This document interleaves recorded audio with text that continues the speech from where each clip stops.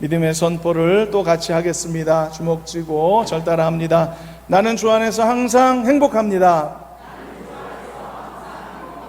나는 주 안에서 반드시 승리합니다. 선포한 대로 될 줄로 믿습니다. 네, 오늘 말씀을 살펴보려는데요. 살펴보기에 앞서 미리 알고 있으면 좋을 중요한 키워드 몇 가지를 먼저 말씀하겠습니다. 중요한 오늘 말씀의 키워드는 체험이라는 단어와 실체라는 단어와 두려움이라는 세 가지 단어가 되겠습니다. 대체적으로요, 사람들은 체험하기를 좋아하죠. 왜냐하면 그것이 어떤 종류의 체험이든지 간에 그 체험은 상당히 짜릿하고 강렬함을 안겨주기 때문입니다. 그래서 나의 머릿속에 뚜렷하게 각인되는 그런 효과를 주기 때문이죠. 그래서 체험하는 것은 사람들이 대부분 좋아합니다. 기꺼이 비용을 지불하고서라도 정말 직접 내 몸으로 체험하고 싶은 그런 욕구를 채우기도 하죠. 그래서 체험은 상당히 어떤 그 중독성도 없지 않아 있습니다. 왜냐하면 짜릿하니까, 강렬하니까 그런 중독성도 있기 마련이거든요. 그런데 그럼에도 불구하고 어떤 사람들은 그런 체험을 하는 것을 그렇게 원하지 않는 경우들도 있는 것을 봅니다. 근데 왜일까요? 아니, 이렇게 짜릿하고 이렇게 강렬한 느낌을 왜 어떤 사람은 원하지 않을까요? 그 이유는 여러분, 어떤 경우에는 그러한 체험들이 매우 강력하고 짜릿해서 그 사람에게 오히려 두려움의 감정을 유발시키기도 하기 때문입니다. 그래서 사람들은요, 무언가를 체험하는 일에 대해 두 종류의 복잡한 감정을 느끼기도 하죠. 하나는 체험하고 싶다라는 감정이 느껴지기도 하고, 동시에 또 하나는 체험하고 싶지 않다라는 감정도 동시에 들기도 하는 것입니다. 그래서 당사자조차도 자기의 내면에서 무엇을 원하고 있는지 헷갈리는 경우들도 있습니다. 내가 이 체험을 원하는지 아니면 원하지 않는지 말이죠. 예를 들어서 여러분, 번지 점프를 한다. 짜릿한 체험인데 좀 위험하게 느껴지죠. 그런데 여러분, 이걸 내가 하고 싶은 것인지 하기 싫은 것인지 자기도 잘 모르는 경우가 있습니다. 왜냐하면 해보고 싶은 마음은 있는데 그런데 무섭기도 하거든요. 이처럼 체험을 하고 싶은 욕구와 그것을 주저하게 만드는 이 두려움의 감정 사이에 놓인 사람의 마음을 명쾌하게 정리해 줄 수 있는 것이 한 가지가 있습니다. 그게 바로 실체라는 부분입니다. 실체, 특히 두려움이라는 실체에 관한 것인데요. 즉, 내가 정말 그 체험을 두려워해야 하는가, 그 두려움의 실체가 실제로 존재하는가에 대한 확인이 필요한 것이죠. 그래서 예를 들어 내가 번지 점프를 뛰어도 매우 안전하다, 장비며 보호하는 것 모든 것이 아무 문제 없다는 사실이 확인되고 확신하게 되면 그런 과감하게 그 짜릿한 체험을 하는 선택을 하겠죠. 그러나 반대로 내가 번지 점프대 앞에서 이렇게 벌벌 떨고 무서워하는 데에는 분명한 이유가 있다라고 생각이 든다면, 예를 들어 이 안전장치가 도저히 믿을 수 없는 부분이 있다는 것이 확실하다면, 아니면 내 몸 상태가 이 체험을 감당하기가 어렵다라는 생각이 든다면, 내 몸에 어디가 그냥 망가 부러지든지 아니면 내 심장에 문제가 생기든지 어떤 이러한 위험성이 내 몸에도 존재한다면, 내가 이 체험을 두려워하는 이유가 확실하게 느껴지면 그런 짜릿한 체험보다는 두려움의 감정 쪽을 선택해서 체험을 하지 않기로 결정할 것입니다. 두려움의 실체가 정말 존재한다면 그것을 두려워하는 마음을 갖기로 정하는 것은 매우 지혜로운 선택이죠. 그러므로 여기에서 중요한 것은 실체입니다. 정말 그 두려움의 실체가 있느냐 없느냐가 매우 중요한 부분이 되는 것이죠. 두려움의 실체가 있다면 두려워해야 되는 게 맞고, 실체가 없다면 두려워할 필요가 없는 것이죠. 그렇다면 여러분, 나의 두려움의 감정에 실체가 있는지 없는지 어떻게 알 수가 있죠? 가장 중요한 부분인데요. 이것이 가장 우리가 알고 싶은 부분인데요. 그런데 여기에서 딜레마가 발생합니다. 내가 느끼는 두려움이 실체가 있는지 아니면 허상인지에 대한 것을 알 수 있는 방법은 한번 체험하는 수밖에 없다는 점이죠. 완전한 체험은 아니더라도 살짝이라도 한 번만이라도 어느 정도라도 맛보는 그런 체험을 할 수밖에 없는 것입니다. 그래야만 아는 것이죠. 마치 우리가 코로나 바이러스 항체를 얻기 위해서 직접 코로나 걸릴 필요는 없겠죠. 그러나 단지 코로나 바이러스를 살짝 경험하는 백신을 주입함으로써 그것을 체험한 사람이 되듯이 말이죠. 백신도 항체를 만들고 감염도 항체를 만들지만 그렇다고 당할 필요는 없지 않겠습니까? 그래서 여러분 이렇게 체험, 그리고 두려움, 그리고 실체, 이 세 가지 단어, 이것이 오늘 말씀을 풀어가게 될 중요한 키워드가 된다는 것을 생각하면서 오늘 말씀을 좀 보시도록 하겠습니다. 오늘 본문은 이런 배경을 갖고 있죠. 하나님께서 십계명을 모세와 백성들에게 들려주셨습니다. 그리고 그것을 위해서 시내산에 임재하셨죠. 그리고 그 시내산에 임재하심을 모세는 당연히 경험했을 뿐 아니라 모든 백성들까지도 그 임재하심의 체험을 경험하게 된 사건을 오늘 말씀하고 있는 것입니다. 그렇다고 해서 이스라엘 백성들이 모세처럼 그 임재하심을 강렬히 체험했던 것은 아닙니다.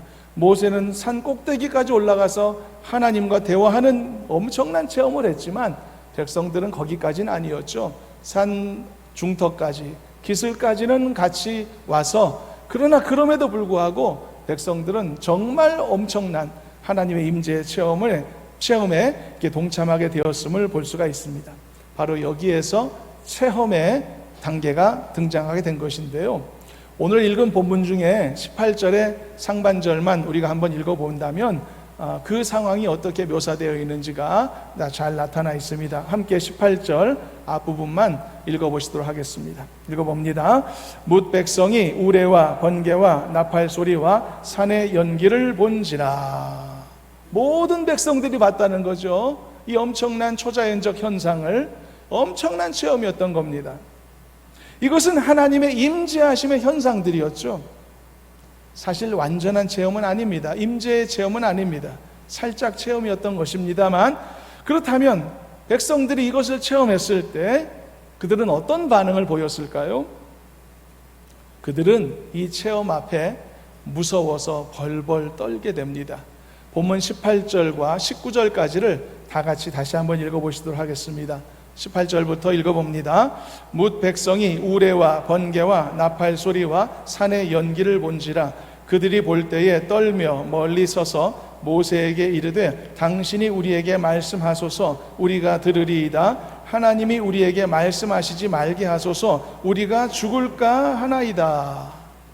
지금 이 하나님의 임재하심의 체험 앞에서 백성들이 보여준 것이 몇 가지가 있죠. 첫째는 그 임재하심 앞에 두려워 떨었다는 사실이고, 또 하나는 이제 더 이상의 하나님의 임재의 체험을 거부하고 싶어 했다는 것입니다.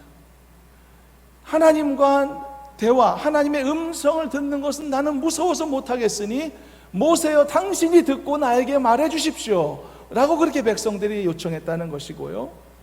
그리고 또 하나가 중요한 것인데, 그것은 모세에게 바로 그 사실을 요청했다는 것, 바로 하나님과 백성들 사이에 중보자가 되었을 줄 것을 요구했다는 사실입니다. 그 내용이 19절인데 다시 한번 19절만을 읽어보겠습니다.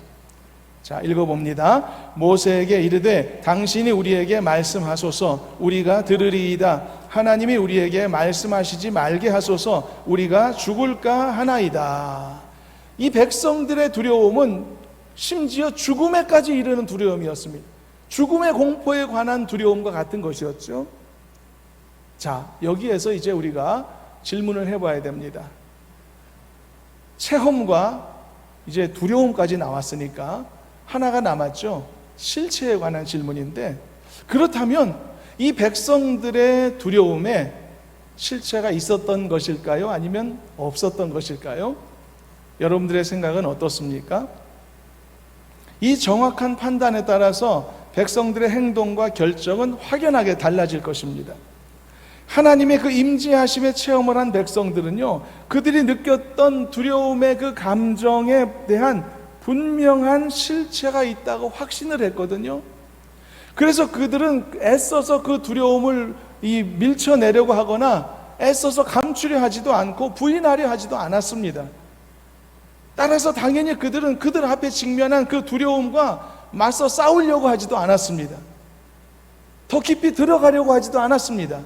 거기에서 스톱하려고, 멈추려고 했습니다. 그렇다면 그들이 느꼈던 그 두려움과 그들이 인정했던 그 두려움에 대한 실체, 이 판단이 과연 맞았던 것일까? 여러분 어떻습니까? 결과적으로 그들이 그 순간에 자신들에게 불어닥쳤던 그 두려움의 감정에 순응했던 것은 정확한 판단이었습니다. 정확한 판단이었습니다. 왜냐하면 그들의 두려움은 실체가 있는 것이었기 때문입니다. 왠지 아십니까? 죄인은 하나님 앞에 설 수 없기 때문이죠. 만일 여러분, 이 말은 그들이 그 두려움의 감정을 받아들이기를 거부하고 그 두려움에 돌파해서 섣부른 패기를 부리는 그런 모습을 보여주려 했다면 그들은 반드시 멸망당했을 것이라는 말입니다. 그런데 다행히도 백성들은 그 두려움의 감정에 순응했었던 것이죠. 정확하고 지혜로운 판단을 했던 것입니다. 이렇게 백성들이 정확한 판단을 하게 됐을 때 그들은 모세에게 너무나 중요한 요청을 하게 될 수 있었던 것이죠. 그것이 바로 앞에 있었던 18절 19절인데 또다시 한번 잠시 읽어보겠습니다. 길지 않은 말씀이니까 18절 19절을 다시 한번 봉독합니다. 뭇 백성이 우레와 번개와 나팔 소리와 산의 연기를 본지라 그들이 볼 때 떨며 멀리 서서 모세에게 이르되 당신이 우리에게 말씀하소서 우리가 들으리이다. 하나님이 우리에게 말씀하시지 말게 하소서 우리가 죽을까 하나이다. 이렇게 백성들은요 고스란히 자기에게 닥친 그 두려움의 감정을 수용합니다. 그 대신 모세에게 하나님과 자기 사이에 중보자가 되어줄 것을 요청하게 되었죠. 그래서 여러분, 이 모세라는 인물이 예수 그리스도를 예표하는 특별한 인물이다라고 그렇게 설명하는 것입니다. 여러분, 예수님께서 이 땅에 오신 이유가 무엇입니까? 하나님과 인간 사이를 연결하는 중보자가 되시기 위해 이 땅에 오시지 않으셨습니까? 디모데전서 2장 5절 말씀을 한번 읽어보고 가겠습니다. 함께 한번 2장 5절 읽어봅니다. 하나님은 한 분이시요 또 하나님과 사람 사이에 중보자도 한 분이시니 곧 사람이신 그리스도 예수라. 여러분, 왜 중보자가 우리에게 필요할까요? 그 이유는 우리도 죄인이기 때문입니다. 그래서 우리도 하나님 앞에 거저 나아갈 수가 없기 때문인 것이죠.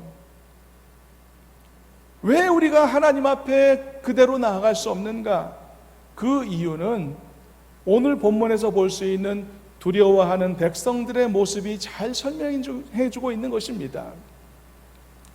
이스라엘 백성들은요 사실 하나님의 임재하심 자체도 아니고 단지 그 임재하심의 현상 앞에서조차도 이렇게 벌벌 떨며 두려워했던 것이죠. 그리고 자기들이 죽을 것을 걱정할 정도로 말입니다. 그런데 그들이 가졌던 그 두려움은 실체가 없었던가? 아니라는 것이죠. 실체가 있는 두려움이었던 것이죠. 그들이 가진 두려움은 죄인들이 갖는 본능적인 두려움이었던 것입니다. 그들이 죄인이었기 때문에 하나님의 임재하심 앞에 두려웠던 것이라는 말입니다. 여러분, 에덴 동산에서 아담과 하와가 범죄했을 때 가장 먼저 나타난 현상이 어떤 것인지 아십니까? 하나님의 얼굴을 피해서 동산 나무 사이로 숨어 들어간 것이었죠. 즉 범죄 이후에 그들에게 가장 먼저 나타난 현상이 바로 두려움이었던 것입니다. 하나님을 볼 수 없었던 것이었던 것이죠. 그렇다면 아담과 하와가 가졌었던 그 두려움의 원인이 어디에 있는 것인가요? 하나님께 있는 게 아닙니다. 그 두려움의 원인은 아담과 하와 자신들에게 있었죠. 더 정확히 말하면 그들이 범한 범죄, 바로 그것에 두려움의 원인이 있었던 것입니다. 여러분, 본래 하나님은 두려운 존재가 아니십니다. 우리가 오해해서는 안 됩니다. 본래 하나님은 아담과 하와와 자유롭게 대화하실 수 있으셨던 것이죠. 그렇게 가까이 했어도 아무 문제가 없었던 것입니다. 범죄가 없다면 두려워할 필요도 없는 것이죠. 그러나 아담과 하와가 범죄함으로써 그들에게 있어서 하나님은 두려운 존재가 되셨던 것입니다. 그래서 여러분, 우리가 분명히 알아야 될 것은 하나님의 그 본질적인 속성 자체를 본다면 하나님은 결코 두려움의 대상이 아니시라는 것을 알아야 하는 것입니다. 그저 죄를 지은 자라서 하나님을 무서워하게 된 것일 뿐인 것이죠. 그러므로 여러분, 하나님을 두려워하게 된 그 원인을 나에게서 찾아야만 할 것입니다. 하나님께 책임 전가해서는 안 됩니다. 하나님이 무서운 분이시다, 잘못 착각하지 마시길 바랍니다. 여러분, 저 지난주에도 언급했었죠. 경찰을 보면서 무서움을 느끼는 사람이 있다면 그 사람은 숨기는 죄가 있을 것이라고 말이죠. 범법한 일이 없이 당당하면 경찰을 무서워할 이유가 없는 것이죠. 제가 몇 주 전에 어떤 경찰 아저씨가 결혼식을 한다고 해서 가서 주례를 봐주고 왔거든요. 엄마하고 같이 와서 정중하게 부탁을 하길래 그렇게 했거든요. 그런데 하나도 안 무섭던데요. 저는 주례를 봐줘서 감사하다고 선물도 가져오고 그러던데요. 만일 여러분, 제가 경찰이 무서웠다면 주례 요청을 거절했을 겁니다. 하객으로 얼마나 경찰들이 많이 바글바글 오시겠어요. 얼마나 무섭겠어요. 여러분, 아담과 하와가 하나님과 멀어지고 싶었던 이유는 자신들의 범죄로 인해 발생한 두려움 때문이었던 것이죠. 그리고 그 두려움의 감정은 단지 감정이 아니라 정말 존재하는 실체였다는 사실입니다. 단지 내 안에 느끼는 두려움만이었다면, 그렇다면 내 자신을 일깨우고 다시 내 자신에게 용기를 불어넣어서 무서워하지 말자, 이렇게 자기 체면을 걸고 이겨낼 수도 있었겠지만 그런 성격의 것이 아니라는 말이죠. 여러분, 특별히 어떤 통증의 원인이 없는데도 아파 죽겠다고 누워있는 사람이 있다면 혼을 내서라도 이렇게 세워야 됩니다. 누워있을 이유가 없는데, 아파할 이유가 없는데. 그러나 통증의 원인이 분명히 있는 사람이라면 당연히 치료를 받도록 권고해야 되는 게 맞죠. 그러므로 정말로 죄인으로서 하나님께 가까이 나아간다면 그는 살 수가 없는 것입니다. 그렇다면 이 문제를 어떻게 풀어야 할 수 있을까요? 그래서 그들에게 중보자가 필요했던 것입니다. 여러분, 사나운 개가 길에 버티고 있는데 어떻게 그 길을 통과하죠? 방법은 간단합니다. 그 개의 주인이 나와 그 개 사이에 딱 버티고 서서 통과해주면 되는 겁니다. 가장 안전한 방법이죠. 중보자의 역할이 바로 이런 것입니다. 시내산 앞에 서 있던 이스라엘 백성들에게도 모세라는 중보자가 반드시 필요했듯이 정결치 못한 죄인일 수밖에 없는 우리 같은 인생들에게도 예수 그리스도 중보자가 반드시 필요하다는 사실이죠. 그러므로 중보자의 존재는 여러분, 그 자체로서 하나님의 지극한 사랑의 증거이며 놀라운 하나님의 배려하심이며 축복의 증거라는 사실을 잊지 말아야 될 줄로 믿습니다. 왜냐하면 여러분, 내 곁에 중보자가 계실 때 내 안에 두려움의 문제를 완벽하게 해결받을 수 있기 때문인 것입니다. 그러므로 사랑하는 여러분, 이렇게 축복합니다. 중보자의 존재 자체가 하나님의 놀라운 축복이라는 사실을 분명히 깨닫고 고백하셔서 주님과 동행하는 여러분들의 믿음의 삶에 더 기쁨을 가지시고 더 만족감을 가지시고 더 즐겁게 주님과 동행하며 승리하는 여러분 되시기를 주님의 이름으로 축원합니다.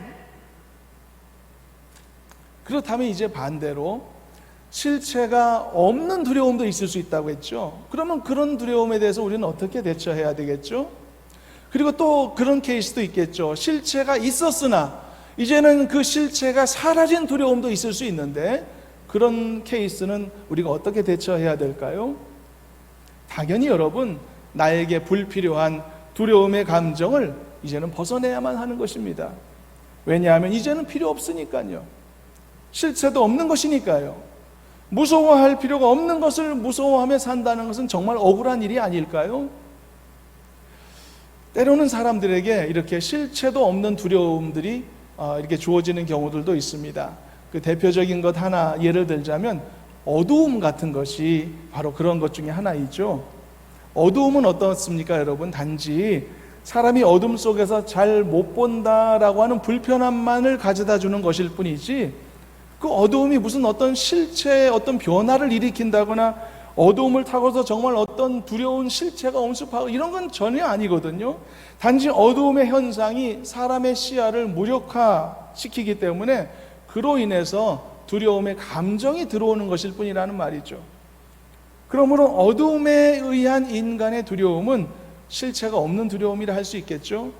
그러므로 이런 두려움은 필요 없는 것이기 때문에 속히 벗어내야 하는 것입니다.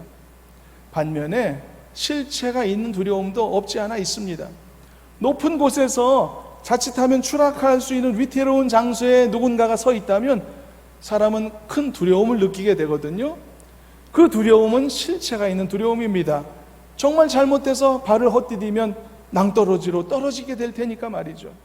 실제 위험이 존재하는 것이죠. 사나운 짐승 앞에 서 있는 두려움이라든지, 활활 타는 불길 앞에서 서 있는 두려움이라든지, 예를 들어 초보 운전자가 처음 차를 몰고 찾길을 나갔을 때 느끼는 그 두려움이라든지, 이런 것은 실체가 있는 두려움입니다. 그러므로 이런 두려움 앞에서는 조심해야 되는 것이죠. 무서워해야 되는 것이죠. 하나님의 그 임재하심 앞에서의 이스라엘 백성들의 두려움은 실체가 있는 것이었다고 했죠. 왜냐하면 그들이 죄인된 신분으로 그저 그 모습으로 하나님의 그 임재를 맞이한다면 그것은 감당할 수 없고 죽음을 면할 수 없기 때문입니다. 그래서 여러분, 위험한 낭떠러지 앞에서는 조심하는 것이 그 생명을 살리는 것처럼 하나님의 강림하심 앞에 이렇게 두려워 떠는 것은 어쩌면 자신을 보호하려는 본능적인 행동으로 우리가 여겨질 수 있는 것이겠죠. 그런데 문제는, 그렇다면 우리 모두는 영원히 하나님 앞에 두려워하며 벌벌 떨 수밖에 없는 것인가? 항상 하나님은 두려움의 대상만 될 수밖에 없는 것인가? 그러나 이제는 그러지 않아도 된다는 말씀을 하는 것입니다.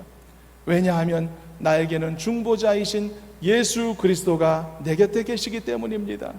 그래서 나는 이제 예수 그리스도의 십자가의 공로를 의지할 수 있게 되었으며 그가 나의 진정한 중보자가 되신다는 사실을 알고 고백하는 사람이 될 수 있기 때문이죠.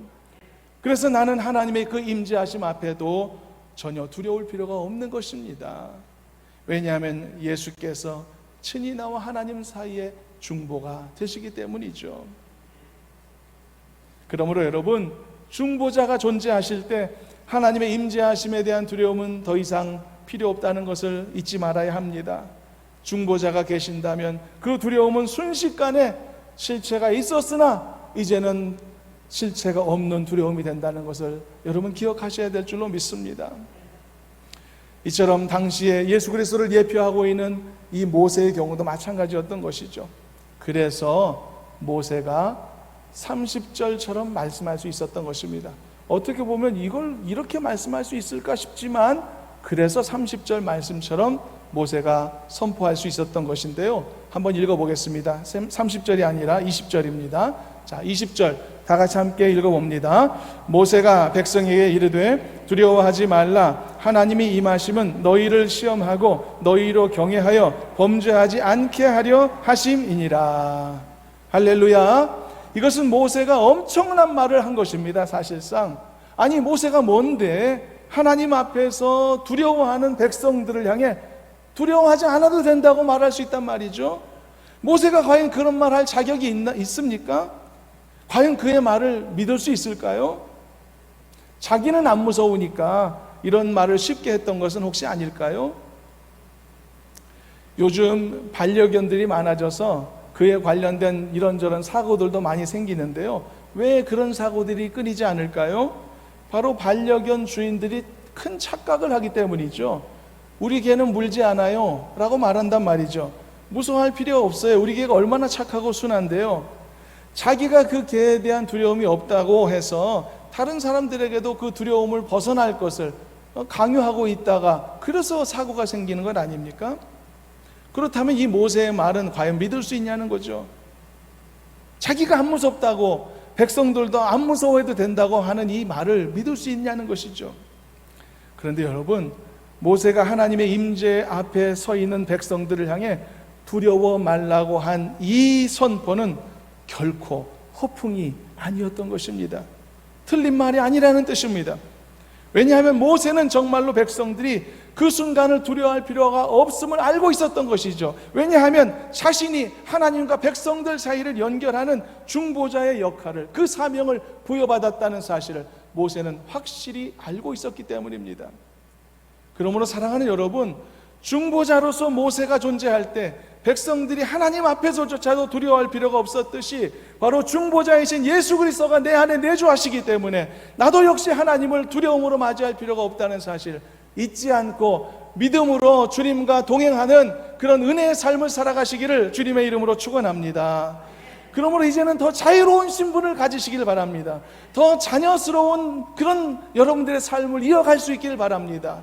예배나 말씀이나 찬송을 통해 더 하나님과 가까워지는 귀한 성도의 삶을 살아가시길 바랍니다. 그렇다면 왜 하나님은 이스라엘 백성들에게 이 하나님의 임재의 경험을 하게 하셨을까?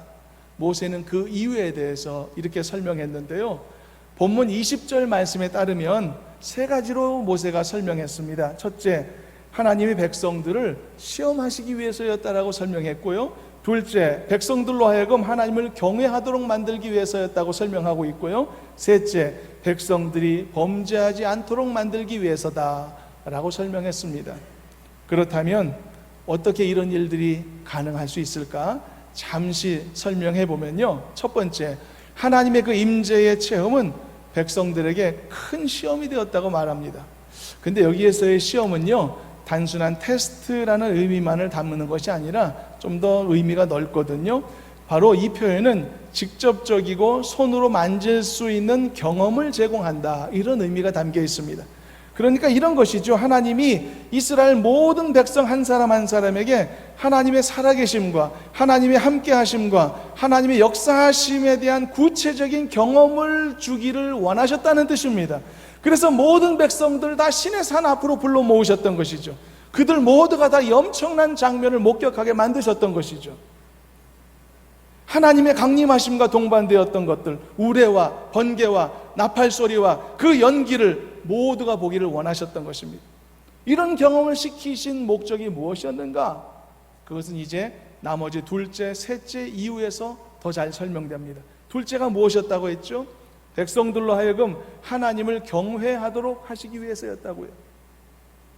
여러분, 인간은 하나님을 경외해야 할 줄로 믿습니다. 그것은 당연히 인간이 하나님 만드신 피조물이기 때문이기도 하지만 더 중요한 이유가 있습니다. 그것은 여러분, 인간이 하나님을 경외함으로 인하여서 인간은 어리석은 범죄로부터 좀 더 벗어날 수 있기 때문이죠. 하나님을 두려워할 줄 아는 사람은 분명히 범죄의 많은 유혹으로부터 효과적으로 자신을 지킬 수 있게 되는 것입니다. 반대로 하나님을 두려워하지 않을수록 훨씬 더 범죄의 유혹 앞에 위험하게 자신이 노출되는 결과가 나타나는 것이죠. 무서울 것이 없으니까 마음대로 하는 것이죠. 우리 주변에 수없이 CCTV들이 많이 있는데 그 감시하는 카메라가 사라진다면 우리의 삶이 더 나아질까요? 그렇지 않을 것입니다. 감시하는 눈이 있다는 생각 때문에 우리의 삶이 나름대로 그래도 절제되고 그래도 나름대로 이렇게 올바르게 사라지고 있는데, 그런 모든 시스템이 사라지면 우리는 지금보다 훨씬 더 좋지 않은 삶을 살 가능성이 커지게 되는 것이죠. 무서울 것이 없죠. 눈치 볼 것이 없죠. 아나무인으로 행동하게 되는 것이죠. 철없는 재벌 2세들 3세들이 나이가 먹었음에도 불구하고 함부로 부하 직원들을 막 폭행을 한다든지 상상할 수 없는 범죄를 마음대로 짓는 뉴스들을 심심치 않게 듣기도 하는데요, 그 이유가 뭘까요? 무서울 게 없어서입니다. 무서움이 없어서, 돈으로 안 될 것이 없다 이런 생각이 앞서기 때문에 함부로 사람을 때리고 맷값으로 돈 뭉치를 쥐어주고 이런 일도 서슴지 않게 되는 것이죠. 그러나 여러분, 그렇게 무서움 없이 아나무인으로 살던 사람도 어느 순간에 자신의 인생 앞에 불가항력적인 어떤 힘든 일과 고난이 존재하고 그리고 두려운 존재가 있다는 사실을 깨닫게 되면 그때는 비로소 무서움이 무엇인지를 알게 되는 것이죠. 그래서 자신의 행실을 조심하게 되는 겸손함이 스며들게 되는 것입니다. 그래서 두려움이라는 것이 분명히 죄로부터 그 사람을 더 멀리하게 하는 것이 사실입니다. 그래서 연이어 세 번째 이유가 성사된 것입니다. 셋째는 백성들로 하여금 범죄하지 않게 하기 위함이다라는 것이죠.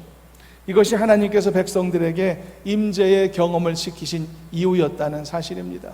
여러분, 바로 이 경험을 통해서 그들은 하나님을 경외할 수 있게 되었던 것이고, 그 경외함과 그 두려움이 아나무인이나 방종의 태도로부터 그를 건져내서 함부로 죄를 짓는 어리석음으로부터 벗어날 수 있게 만들었다라고 하는 사실인 것입니다. 말씀을 이제는 정리해 보도록 하겠습니다. 사랑하는 성도 여러분, 하나님을 두려워하시기 바랍니다. 왜냐하면 죄인은 하나님 앞에 설 수 없기 때문입니다. 그러나 이제는 하나님을 두려워하지 마시기를 바랍니다. 왜냐하면 여러분들에게는 하나님 앞에서 여러분들을 변호해 주실 중보자 예수님이 함께 하시기 때문입니다. 그러므로 하나님 앞에선 우리의 죄로 인한 두려움의 실체는 분명히 존재하지만, 그러나 이제는 그 두려움의 문제가 십자가의 능력으로 해결되었기 때문에 이제는 더 이상 두려워할 필요가 없다는 사실을 기억하시기를 바랍니다.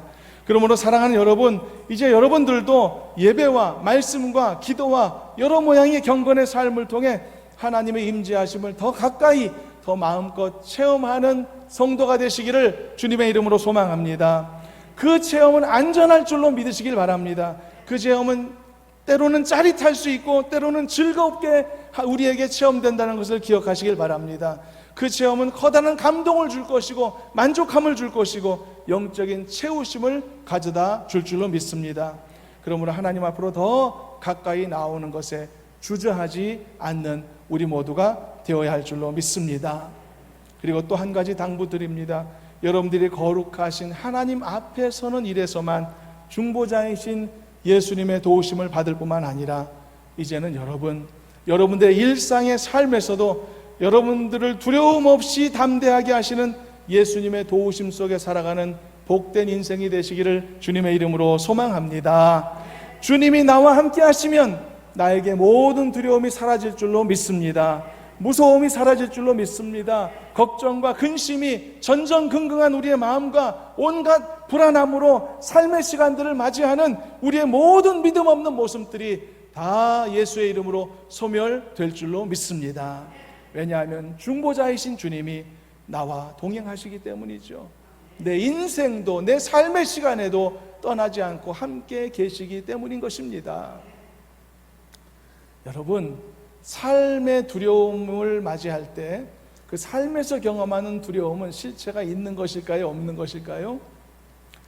우리가 엄밀히 말하면 실체가 있다고 봐야 합니다. 성경도 말하고 있죠. 악한 마귀가 우는 사자처럼 이 세상에서 삼킬 자를 찾고 있다고 말입니다. 세상은 위험합니다. 방심하면 안 되죠. 그러나 여러분, 주님이 나와 동행하시기 때문에 그 두려움의 실체가 더 이상 나에게는 효력이 없다는 것을 기억하며 살아야 할 줄로 믿습니다. 두려워할 필요가 없는 것입니다. 걱정할 이유가 없는 것입니다. 그러므로 더 주님 앞에 가까이 나오시기 바랍니다. 그러면 인생의 두려움이 사라질 것입니다. 고난 앞에서의 모든 염려들이 사라질 것입니다. 장래에 관한 두려움도 사라질 것입니다. 생활에 대한 모든 걱정들도 소멸될 줄로 믿습니다. 자녀 문제에 대한 걱정, 노후 문제에 대한 걱정들, 사업 문제, 금전 문제, 건강 문제에 대한 모든 두려움들이 사라지고 소멸되고 해결될 줄로 믿습니다. 왜냐하면 여러분들은 혼자가 아니기 때문입니다. 함께 걷고 계시는 주님이 계시기 때문입니다. 모든 위험으로부터 여러분들을 도우실 것이고 여러분들을 막아주실 것이고 그리고 여러분들을 세상에서 보호해 주실 것이기 때문입니다. 그래서 여러분, 우리가 주 안에서 믿음의 선포를 할 수 있는 것입니다.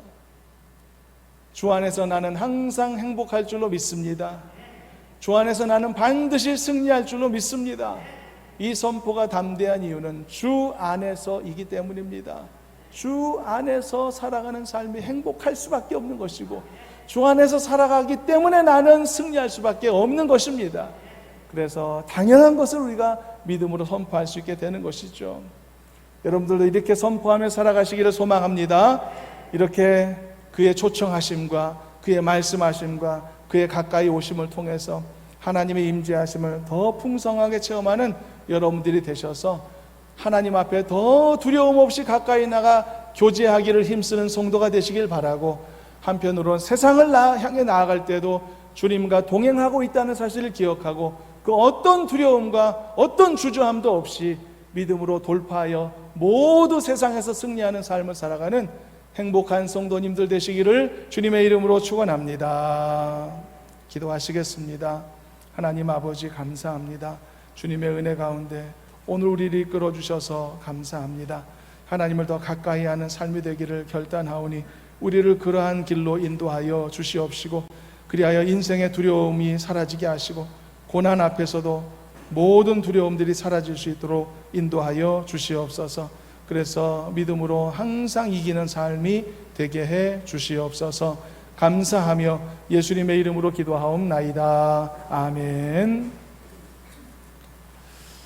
네, 찬송가 308